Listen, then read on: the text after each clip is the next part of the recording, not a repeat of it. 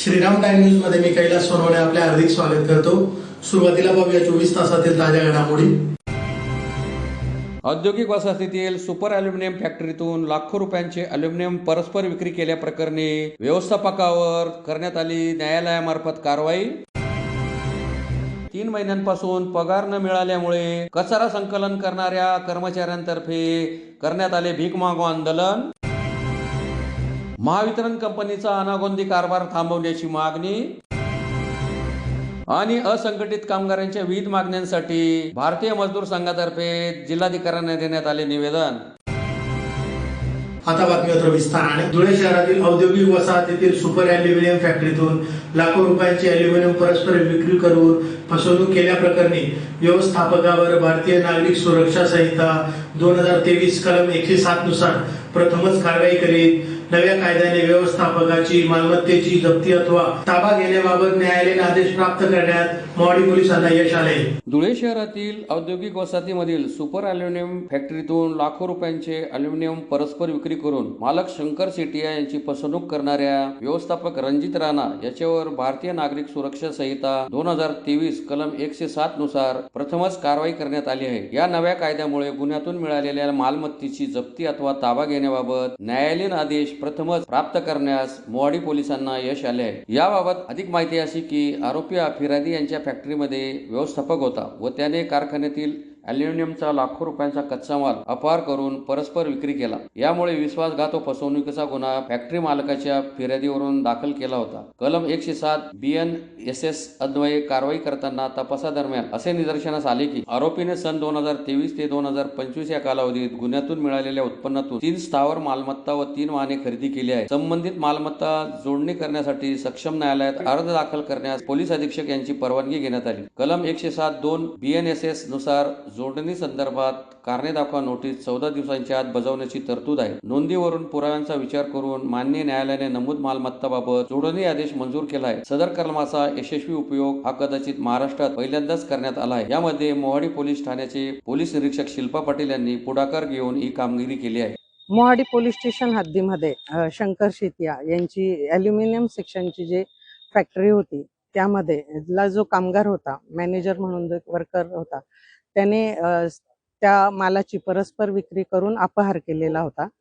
तर त्या अपहारित रक्कम मधून 2023 ते 25 या दरम्यान त्याने त्या अपहारित रक्कम मधून मोहाडी अवधान अशा मध्ये प्लॉट आणि रो हाऊसेस 2 रो हाऊसेस आणि गाड्या, लक्झरियस गाड्या खरेदी केल्या होत्या। त्याच्या संदर्भात आम्ही BNSS कलम 107 अन्वये कोर्टाला रिपोर्ट पाठवून ती प्रॉपर्टी अटॅच करून घेतलेली आहे। महापालिकेतील कचरा संकलन करणाऱ्या ठेका कर्मचाऱ्यांना गेल्या 3 महिन्यापासून पगार मिळाला नसल्याने या विरोधात कर्मचाऱ्यांतर्फे काम बंद करीत भीक मागो आंदोलन करण्यात आले। महानगरपालिकेच्या वतीने शहरातील कचरा संकलनासाठी नेमलेल्या ठेकेदाराने कर्मचाऱ्यांचे 3 महिन्यापासून पगार दिला नसल्याने त्यांच्यावर उपासमारीची वेळ आली आहे। याच्या निषेधार्थ घंटागाडी चालकांनी मंगळवारी काम बंद करीत भीक मागो आंदोलन सुरू केले आहे। गेल्या 3 महिन्यांपासून पगार नाही तसेच 2 वर्षापासून PF ची ही रक्कम सुद्धा मिळत नसल्याने घंटागाडी कामगारांवर आता अक्षरशः उपासमारीची वेळ आली असल्याने भीक मागो आंदोलन करीत असल्याचे सांगण्यात आले। यावेळी कामगारांनी घंटागाड्या लावून एकत्र ठिय्या देत जोरदार घोषणाबाजी केली। कर्मचाऱ्यांनी महापौर व प्रशासनाकडे तातडीने लक्ष घालून थकीत पगार आणि PF जमा करण्याची मागणी केली आहे। लवकरात लवकर निर्णय न झाल्यास काम बंद आंदोलन तीव्र करण्याचा इशाराही देण्यात आला आहे। दरम्यान मूलभूत सेवा पुरवणाऱ्या कचरा संकलन कर्मचाऱ्यांना वेतन न मिळणे ही गंभीर बाब मानली जात असून प्रशासनाने तातडीने तोडगा काढण्याची मागणी नागरिकातून केली जात आहे। तर इथं आम्ही सर्व कर्मचारी जमा झालेलो आहोत। आमचा गेल्या 3 महिन्याचा पगार व 2 वर्षाचा PF हा बाकी असल्यामुळे आमच्या सर्व कामगारावर उपासमारीची वेळ आली आहे। आम्ही जो पुणे मार्फत स्वयंभू कंपनीला ठेका दिला आहे त्या ठेकेदाराला काल विचारणा केली की आमचा पगार कधी देतो बाबा, तर त्यांनी काही उत्तर दिलं नाही। त्यांनी डायरेक्टली सांगितलं की आमच्यावर फाशी घेण्याची वेळ आली आहे, आम्हाला नगरपालिका पगार देत नाही आहे, त्यामुळे आम्ही तुमचा पगार करू शकत नाही आणि त्यांनी तारीख देखील नाही सांगितली। तर त्यामुळे आज आमचं हे अनोखं आंदोलन, आमच्यावर उपासमारीची वेळ आली आहे, त्यामुळे आम्ही हे अनोखं आंदोलन करतोय। नगरपालिकेकडून आमच्या पगाराची आम्ही भीक मागतोय आणि जो आमचा हक्काचा पगार आहे तो आम्हाला भीक मागून मागवा लागतो आहे. त्यामुळे आमचा पगाराची लवकरात लवकर महापालिकेने व ठेकेदाराने दखल घ्यावी, अन्यथा असं जे आमचं आलं काम बंद आंदोलन चालू राहील आणि भीक मागायचं आंदोलन चालू राहील. कृपा महावितरण कंपनीचा अनागोंदी कारभार थांबवून सौर ऊर्जा प्रकल्पाविरोधातील धोरणात बदल करावा या मागणीसाठी औद्योगिक संघटनांचे जिल्हा संघटन धुळेतर्फे जिल्हाधिकारी कार्यालयासमोर निदर्शने करून निवेदन देण्यात आले आहे. महावितरण कंपनीचा अनागोंदी कारभार थांबवून सौर ऊर्जा प्रकल्पाविरोधातील धोरणात बदल करावा या मागणीसाठी औद्योगिक संघटनांचे जिल्हा संघटन धुळेतर्फे जिल्हाधिकारी कार्यालयासमोर निदर्शने करून निवेदन देण्यात आले आहे. निवेदनात म्हटले आहे की ज्या दिवसापासून पीएम सूर्यघर योजना सुरू झालेली आहे त्या दिवसापासून महावितरण कंपनी नोडल एजन्सी म्हणून जबाबदारी स्वीकारून केंद्र सरकारकडून मुबलक प्रमाणात आर्थिक मानधन स्वीकारत आहे व त्यामुळे महावितरण कंपनीला भरपूर मानधन देखील भेटत असून केंद्र सरकारकडून शाबासकी देखील मिळत आहे. असे असताना देखील ग्राहकांना मात्र महावितरण मार्फत या ना त्या प्रकारे खूपच जास्त प्रमाणात मानसिक व आर्थिक त्रास दिला जात आहे. पीएम सूर्यघर योजना ज्यावेळी अंमलात आली त्यावेळेस प्रधानमंत्री यांनी पहिल्या टप्प्यात स्पष्ट 1 कोटी घरात मागेल तितकी रहिवासी सौर ऊर्जा निर्मिती करून वापरण्याचे वचन दिले होते. त्या अनुषंगाने महावितरण कंपनीस देखील मानधन मिळत असून सुद्धा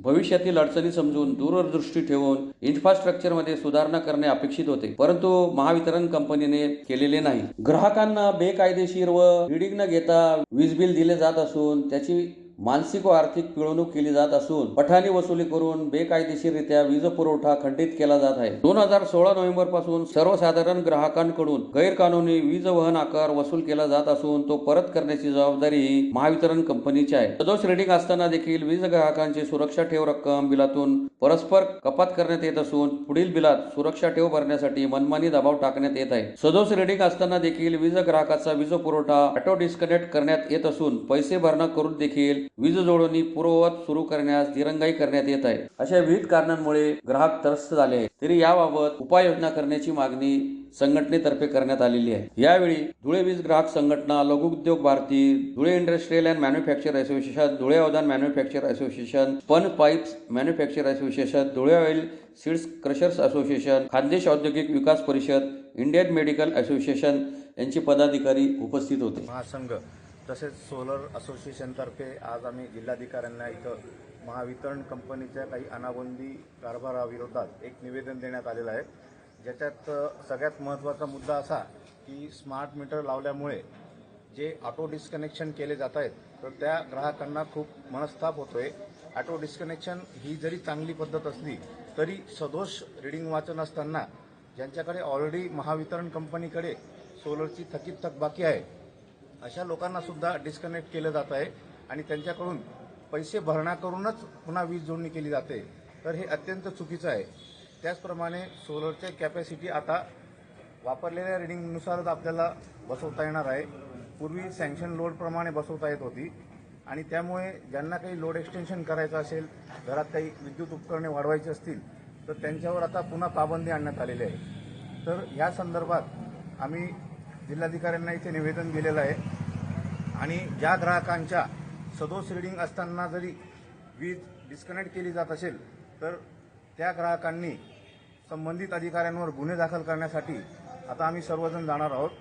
महावितरण कंपनीला आमची विनंती आहे की सदोष रिडिंग ज्यांचं असेल त्यांची रिडिंग तपासूनच डिस्कनेक्शन करावी, अन्यथा आमचे आंदोलन महाराष्ट्रभर याच पद्धतीने सुरू राहणार आहे. असंघटित कामगारांच्या विविध मागण्यांसाठी भारतीय मजदूर संघातर्फे 25 फेब्रुवारी हा दिवस अखिल भारतीय असंघटित कामगार विरोधी दिवस साजरा करण्यात येणार आहे. त्याबाबत भारतीय मजदूर संघातर्फे जिल्हाधिकाऱ्यांना निवेदन देण्यात आले. असंघटित कामगारांच्या विविध मागण्यांसाठी भारतीय मजदूर संघातर्फे 25 फेब्रुवारी हा दिवस अखिल भारतीय असंघटित कामगार विरोधी दिन साजरा करण्यात येणार आहे. त्याबाबत भारतीय मजदूर संघातर्फे जिल्हाधिकाऱ्यांना निवेदन देण्यात आले आहे. ओडिशा येथील पुरीमध्ये आयोजित 21व्या अखिल भारतीय महासभेमध्ये भारतीय मजदूर संघ 25 फेब्रुवारी 2026 हा दिवस देशभर विरोध दिवस म्हणून साजरा करणार आहे. याबाबत भारतीय मजदूर संघातर्फे जिल्हाधिकाऱ्यांना निवेदन देण्यात आले. निवेदनात असंघटित कामगारांच्या विविध मागण्यांचा उल्लेख करण्यात आला आहे. यावेळी अध्यक्ष किशोर सोनवणे, कार्याध्यक्ष सुनील देवरे, घनश्याम जोशी,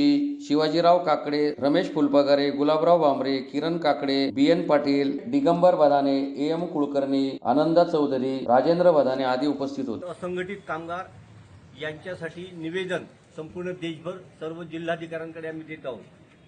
यामध्ये प्रामुख्याने असंघटित कामगार जे आहे त्यांचे प्रश्न जे आहे ते सोडवण्यासाठी भारतीय मजदूर संघ कटिबद्ध आहे. भारतीय मजदूर संघ हा संघटित क्षेत्रातील कामगारांशी काम करतो, तसं भारतीय मजदूर संघ हा असंघटित क्षेत्रातील कामगारांशी सुद्धा प्रामुख्याने काम करत असतो. भारतीय मजदूर संघाचे भारतामध्ये 2.5 कोटीच्या जवळपास सभासद आहे आणि हे सर्व सभासद सक्रिय आहे आणि त्या सभासदांच्या हितासाठी भारतीय मजदूर संघ गेली अनेक वर्ष काम करतो आहे. यातल्या ज्या ओरिसामध्ये अधिवेशन झालं आणि त्या ठिकाणी जे ठराव मांडण्यात आले, ठराव करण्यात आले, त्याचे हे निवेदन आहे. त्याच्यामध्ये अंत्योदय ज्या योजना आहे त्या अंत्योदय योजनेमध्ये श्रेणीच्या म्हणजे पदानुसार जी आहे ती मान्यता करावी आणि त्याचं कठोर पालन करावं सरकारने, अशी विनंती करण्यात आलेली आहे. औद्योगिक संबंध संहिता 2020 ही जी आहे याच्यामध्ये त्या परिस्थितीनुसार जे बदल व्हायला पाहिजे ते बदल झालेले नाही आणि त्याच्यामध्ये श्रमिकांच्या ज्या समस्या आहेत त्या अजून सुटत नाही आहे. तर त्यासाठी शासनाला आम्ही आवाहन केले की तुम्ही याच्यामध्ये लक्ष घालून ते पूर्ण करा. तिसरं जे आहे की भारतीय श्रम संमेलन हे ताबडतोब बोलवावं आणि त्यामध्ये द्विपक्षीय म्हणजे सरकार आणि कामगार संघटना यांना एकत्र करून समोरासमोर या ठिकाणी चर्चा करावी आणि कामगारांच्या समस्या काय त्या सरकारने समजून घ्याव्या आणि सोडवण्यासाठी प्रयत्न करावा. सर्व ज्या योजना आहेत मासिक जे अनुदान ज्याला म्हणतो मानधनावरती असतात त्यांना कायम करावं. EPS 95 जे आहे अंतर्गत आता जे निवृत्तीवेतन पेन्शन आहे ते 1000 आहे, ते वाढवून 7500 करावं आणि त्याच्यामध्ये महागाई भत्ता सुद्धा इन्क्लूड करावा अशी मागणी केलेली आहे. HEC मिल्स आणि HEC राणी ITI आदी जे सार्वजनिक उपक्रम आहे त्यांचं जे आता काही वेतन थकीत आहे ते वेतन ताबडतोब करावं अशी मागणी या ठिकाणी करण्यात आलेली आहे. टिंग उद्योगामध्ये 5 दिवसांचा आठवडा याची मागणी केलेली आहे. गेली मागच्या बायपार्टीतली मागणी केलेली आहे. ती मागणी अजून आमची तशीच आहे आणि त्याच्यासाठी आम्ही लढा देतो आहे. ESI आणि EPF या योजनेअंतर्गत जे हे आहे कव्हरेज आहे त्याच्यामध्ये वाढ करून अधिकाधिक श्रमिकांना त्याचा फायदा झाला पाहिजे अशी आमची मागणी आहे. बोनस जो कायदा 1965च्या अंतर्गत त्याची जी वेतनाची सीमा आहे ती सुद्धा वाढवून द्यावी अशी आमची मागणी आहे. पुन्हा एक नजर ठळक घडामोडींवर. औद्योगिक वसाहतीतील सुपर अॅल्युमिनियम फॅक्टरीतून लाखो रुपयांचे अॅल्युमिनियम परस्पर विक्री केल्याप्रकरणी व्यवस्थापकावर करण्यात आली न्यायालयामार्फत कारवाई. 3 महिन्यांपासून पगार न मिळाल्यामुळे कचरा संकलन करणाऱ्या कर्मचाऱ्यांतर्फे करण्यात आले भीक मागो आंदोलन. महावितरण कंपनीचा अनागोंदी कारभार थांबवण्याची मागणी आणि असंघटित कामगारांच्या विविध मागण्यांसाठी भारतीय मजदूर संघातर्फे जिल्हाधिकाऱ्यांना देण्यात आले निवेदन. याचबरोबर श्रीराम टाइम न्यूजची बातमीपत्र संपली. दिवसभरातील ताज्या घडामोडींसाठी पाहत राहा श्रीराम टाइम न्यूज. भेटूया पुढील प्रसारणात. तोपर्यंत नमस्कार.